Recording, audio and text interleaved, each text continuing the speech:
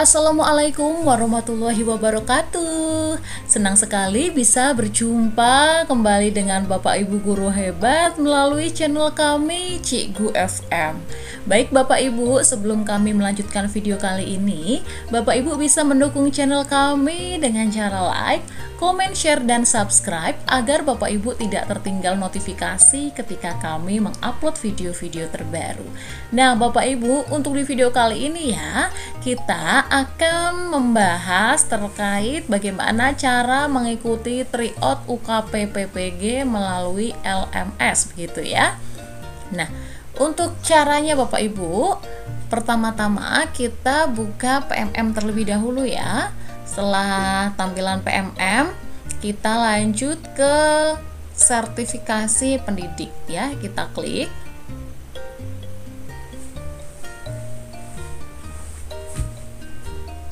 Nah, nanti akan muncul LMS sertifikasi pendidik kita ya, seperti ini yang sudah kita kerjakan sebelumnya ya.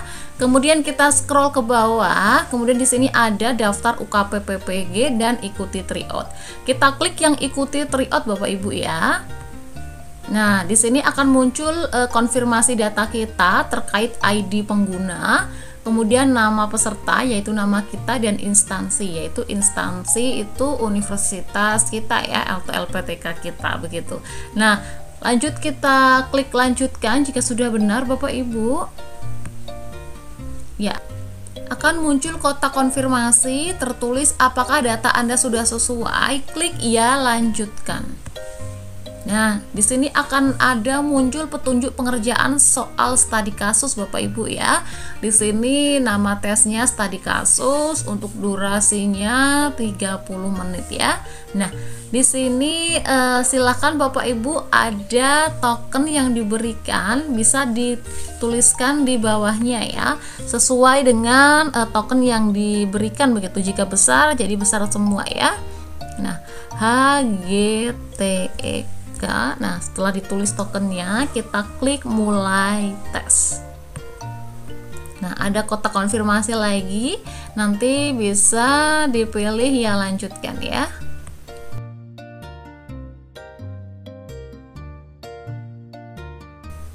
Nah, di sini Bapak Ibu disajikan soal studi kasus ya, yang berbunyi Anda sebagai seorang guru pasti pernah mengalami permasalahan dalam pembelajaran.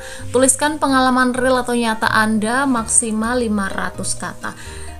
Di sini 500 kata berarti maksimalnya Bapak Ibu ya bisa kurang dari 500 kata. Nah, di sini ada 4 soal. Yang pertama, permasalahan apa yang pernah Anda hadapi? Yang kedua, bagaimana upaya Anda untuk menyelesaikannya? Dan yang ketiga, apa hasil dari upaya Anda tersebut? Keempat, pengalaman berharga apa yang bisa Anda petik ketika menyelesaikan permasalahan tersebut? Nah, itu adalah 4 pertanyaan di dalam studi kasus ya. Dan di atas ini ada waktu kita begitu. Nah, langsung saja Bapak Ibu ya, kita kerjakan di sini. Di bawahnya soal itu ada tempat untuk mengerjakan ya. Ketikkan jawaban Anda di sini. Nah, di sini kita ketik saja ya. Pertama kita tulis permasalahannya ya. Permasalahan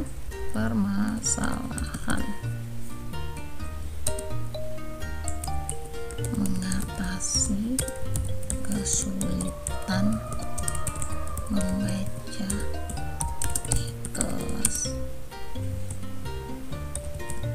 rendah. Sebagai seorang guru SD, saya pernah menghadapi permasalahan terkait membaca, kemampuan membaca siswa di kelas 2 pada awal tahun ajaran. Saya menemukan ada beberapa siswa yang masih kesulitan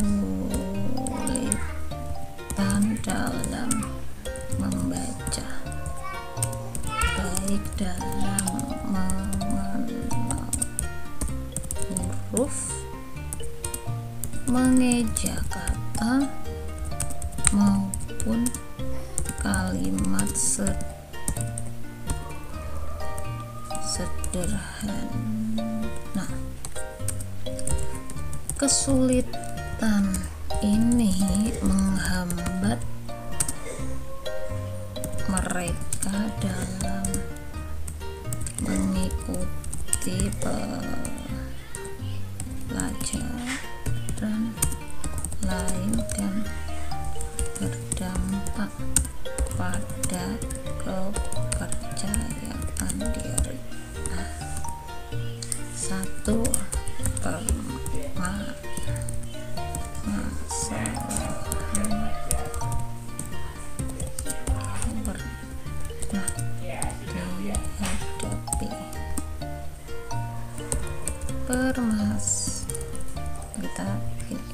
nah ini di sini di bawahnya ada jumlah katanya Bapak Ibu ya, baru 63 kata ya. Kita lanjutkan. Permasalahan utama yang saya hadapi adalah bagaimana membantu siswa yang memiliki kesulitan dalam membaca agar mereka bisa mengejar ketinggalan dan mampu mengikuti pelajaran dengan baik. Ini menjadi tantangan besar karena kemampuan membaca adalah fondasi. Oke.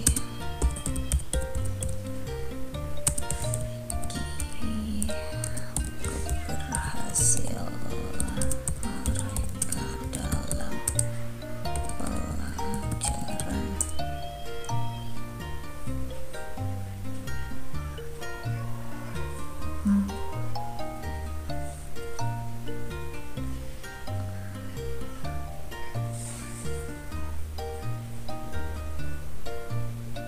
Mikir Bapak Ibu ya.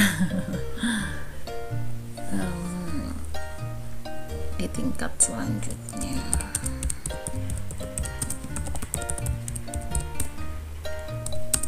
ketidakmampuan membaca tidak hanya memengaruhi prestasi akademik mereka, tetapi juga membuat mereka merasa rendah diri atau tidak percaya diri.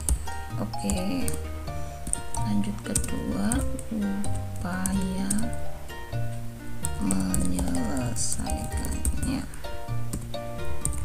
Untuk menyelesaikan masalah ini, saya mengambil beberapa langkah strategis. Pertama, saya melakukan asesmen untuk mengidentifikasi sejauh mana kemampuan membaca setiap siswa yang mengalami kesulitan. Dari hasil asesmen tersebut,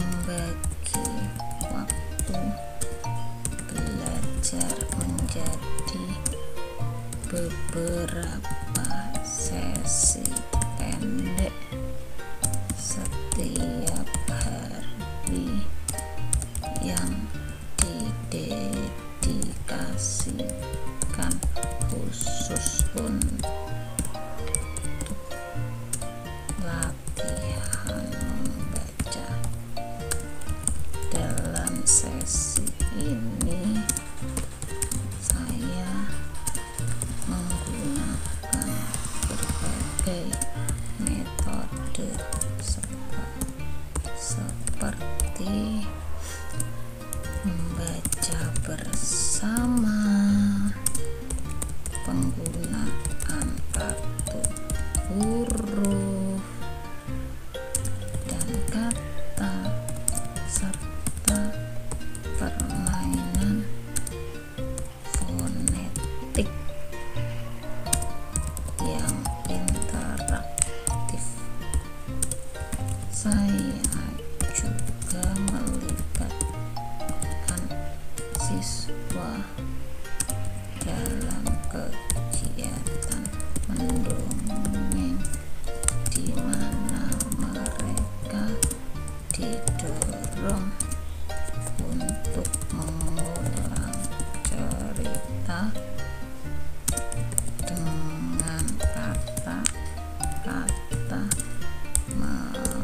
mereka sendiri.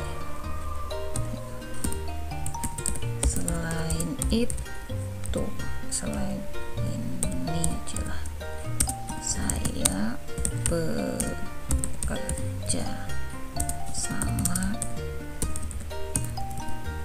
dengan orang tua untuk memastikan mereka juga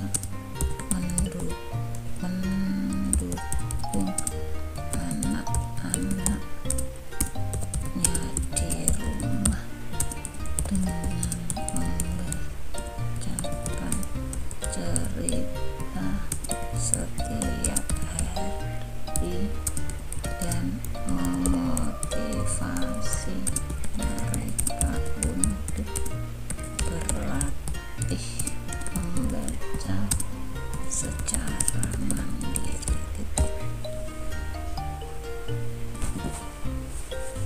Oke, kita masuk ke pertanyaan yang ketiga. Hasil dari upaya tersebut.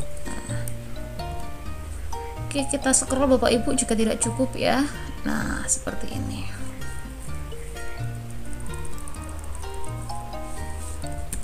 Setelah beberapa bulan menjalankan program tersebut, saya mulai melihat peningkatan yang signifikan pada kemampuan membaca siswa.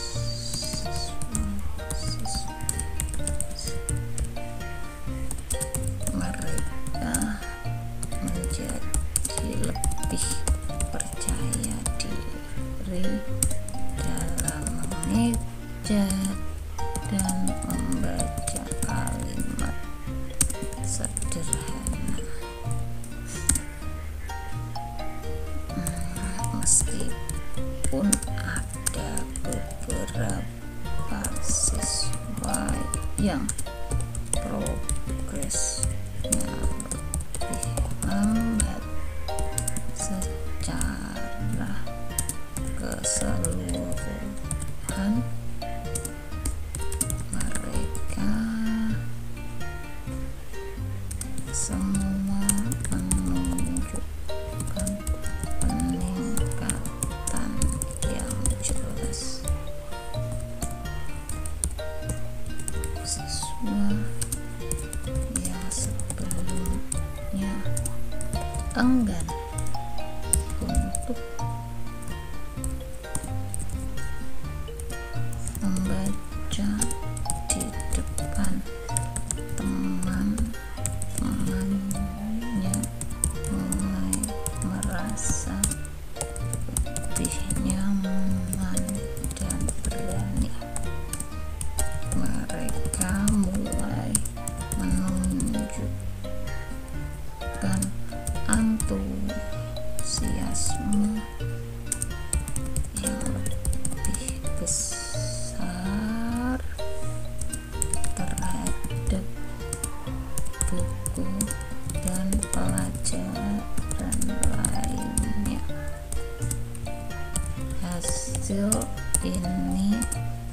tidak hanya mengembangkan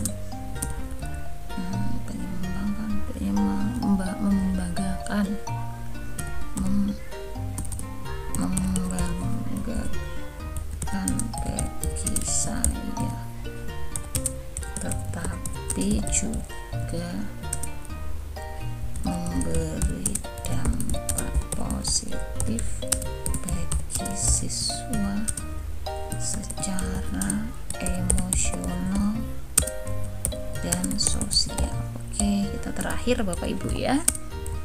Pengalaman berharga yang bisa dipetik. Oke.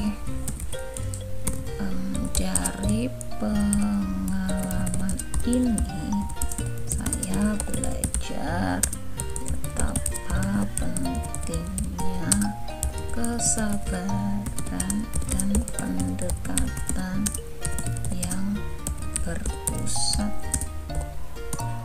pada siswa, terutama di kelas rendah. Setiap siswa memiliki ritme belajar yang berbeda, dan sebagai guru kita harus fleksibel dan kreatif dalam menemukan cara yang efektif untuk membantu mereka. Saya juga menyadari pentingnya melibatkan orang tua dalam mendukung perkembangan siswa.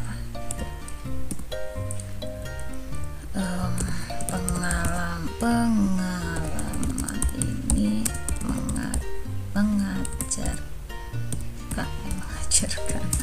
mengajarkan ya Allah saya bahwa dengan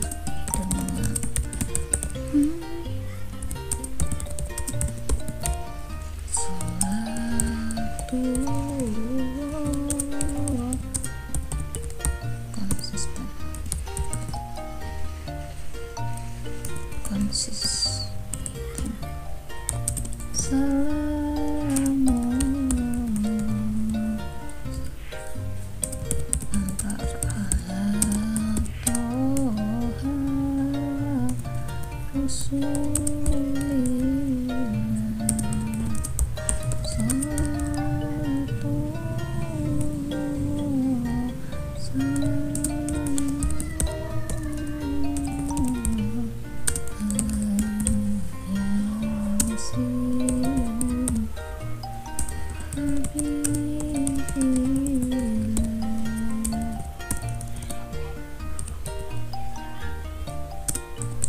dapat diatasi.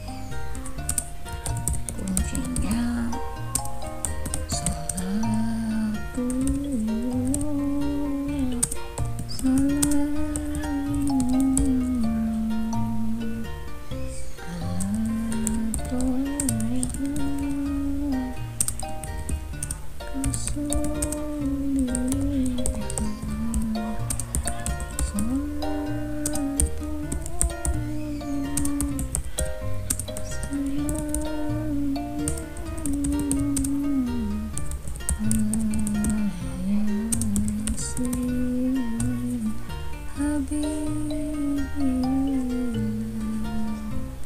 Oke Bapak Ibu, nah di sini kita sudah sampai pada 447 kata.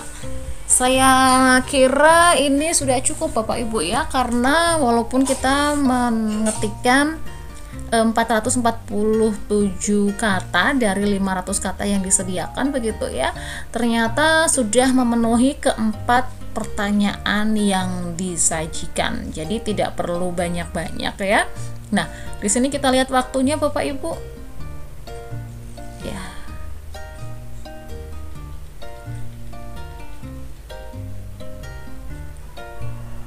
Nah, waktunya sisa 11 menit Bapak Ibu ya. Nah, sisa 11 menit ini kita perlu mengecek terkait ejaan ya, ejaan ketikan kita. Siapa tahu ada yang kurang huruf seperti itu ya. Kita bisa baca kembali Bapak Ibu ya yang kita tuliskan begitu. Permasalahan mengatasi kesulitan membaca kelas rendah. Sebagai seorang guru SD, saya pernah menghadapi permasalahan terkait kemampuan membaca siswa di kelas 2. Pada awal tahun ajaran, saya menemukan ada beberapa siswa yang masih kesulitan dalam membaca, baik dalam mengenal huruf, mengeja kata, maupun kalimat sederhana. Kesulitan ini menghambat mereka dalam mengikuti pelajaran lain dan berdampak pada kepercayaan diri. Permasalahan yang pernah dihadapi. Permasalahan utama yang saya hadapi adalah bagaimana membantu siswa yang memiliki kesulitan dalam membaca agar mereka bisa mengejar ketinggalan dan mampu mengikuti pelajaran dengan baik. Ini menjadi tantangan besar karena kemampuan membaca adalah fondasi penting bagi keberhasilan mereka dalam pelajaran tingkat selanjutnya. Ketidakmampuan membaca ini di sini sepertinya digabung Bapak Ibu ya, memengaruhi prestasi akademik mereka, tetapi juga membuat mereka merasa rendah diri atau tidak percaya diri. Kita atau gitu ya, untuk menambah-nambah kata. Untuk menyelesaikan masalah ini, saya mengambil beberapa langkah strategis. Pertama, saya melakukan asesmen untuk mengidentifikasi sejauh mana kemampuan membaca setiap siswa yang menghadapi kesulitan. Saya kemudian merancang program pembelajaran khusus yang difokuskan pada pengembangan kemampuan membaca mereka. Saya membagi waktu belajar menjadi beberapa sesi PNS setiap hari dan sini saya menggunakan berbagai metode seperti membaca bersama, penggunaan kata huruf dan kata, step dan fonetik interaktif. Saya juga melibatkan siswa dalam kegiatan mendongeng di mana mereka didorong untuk mengulang cerita dengan kata-kata mereka sendiri. Selain itu, saya bekerjasama dengan orang tua untuk memastikan mereka juga mendukung anak-anaknya di rumah dengan membacakan cerita setiap hari dan memotivasi mereka untuk berlatih membaca sendiri secara mandiri Bapak Ibu ya. Hasil upaya tersebut, setelah beberapa bulan menjalankan program tersebut, saya mulai melihat peningkatan signifikan pada kemampuan membaca siswa tersebut. Mereka menjadi lebih percaya diri dan dalam mengeja membaca kalimat sederhana. Nah, kita buat waktunya untuk mengecek tulisan kita Bapak Ibu ya. Peningkatan yang jelas, siswa yang sebelumnya enggan untuk membaca di depan teman-temannya mulai merasa lebih nyaman dan berani. Mereka mulai menunjukkan antusiasme yang lebih besar terhadap buku dan pelajaran lainnya. Hasilnya tidak hanya membanggakan bagi saya, tetapi juga memberikan dampak positif bagi siswa secara emosional dan sosial. Pengalaman berharga yang bisa dipetik. Dari pengalaman ini saya belajar betapa pentingnya kesabaran dan pendekatan yang berpusat pada siswa, terutama di kelas rendah. Setiap siswa memiliki ritme belajar yang berbeda dan sebagai seorang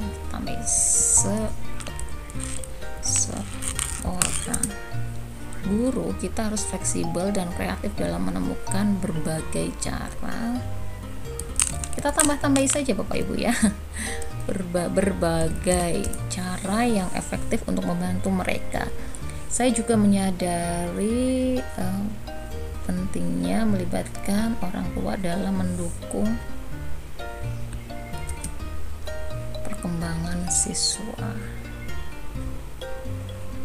Pengalaman ini mengajarkan saya bahwa dengan strategi yang tepat, dukungan yang konsisten, dan kerjasama antara guru, siswa, dan orang tua, tantangan sebesar apapun dalam pembelajaran pasti dapat diatasi. Kuncinya adalah percaya pada potensi setiap siswa dan terus mendorong mereka untuk maju sesuai dengan kebutuhan mereka. Nah, Jadi totalnya ada 451 kata Bapak Ibu. Dah, ini sudah bagus Bapak Ibu, tidak perlu sampai 500 begitu. Kalau kita dengan 451 kata sudah mencakup segala pertanyaan yang diajukan dari keempat ini ya, seperti itu.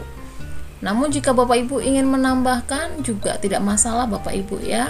Kita masih ada waktu 5 menit begitu. Kita cek kembali juga boleh begitu ya.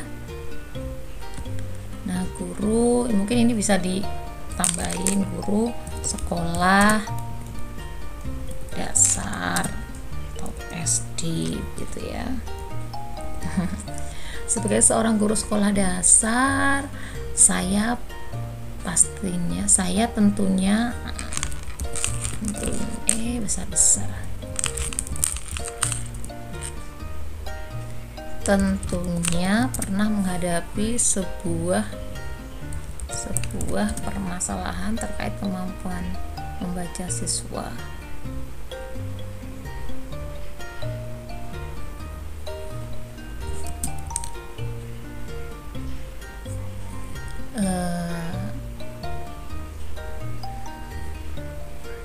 Sebagai contoh,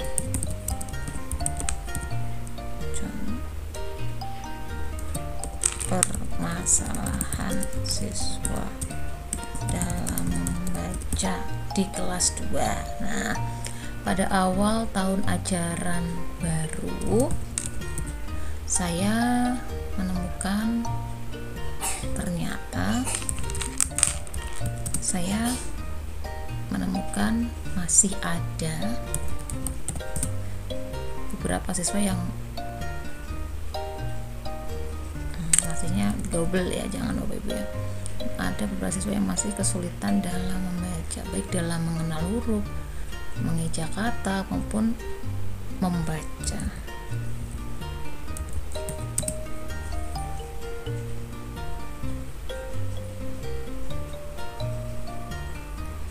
Nah,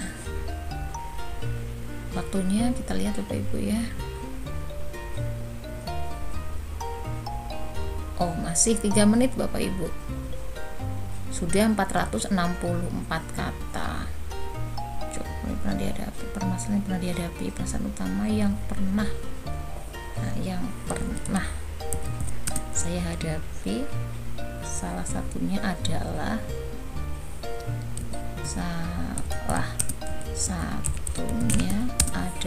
bagaimana mahasiswa yang memiliki kesulitan dalam membaca agar mereka bisa mengejar ketinggalan dan mampu mengikuti pelajaran.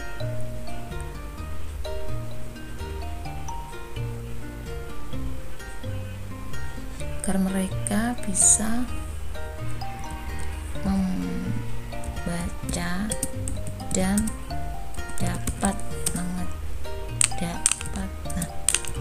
sepertinya ini sudah habis Bapak Ibu ya. Kita maksimal berapa kata ini? Kita ketikkan sudah tidak bisa ini, kita 469 Bapak Ibu dapat. Oh, sudah tidak bisa ini ya.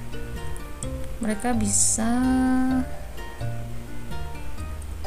nah, memiliki kesulitan dalam membaca agar mereka bisa mengejar ketinggalan. Sudah seperti ini saja Bapak Ibu ya, karena kita tambah kata juga tidak bisa ini Bapak Ibu. Coba kita tambah yang di bawah ya, kita coba ya. Nah, di sini coba diketikkan. Nah, sudah mandek Bapak Ibu, tidak bisa ya. Nah, maksimal 469 kata. Ini kita sudah ngetik lagi udah nggak bisa ini Bapak Ibu. Nah, tuh kan, kita coba ya. Dan saya tidak, nah tadi, nah udah nggak bisa Bapak Ibu ya.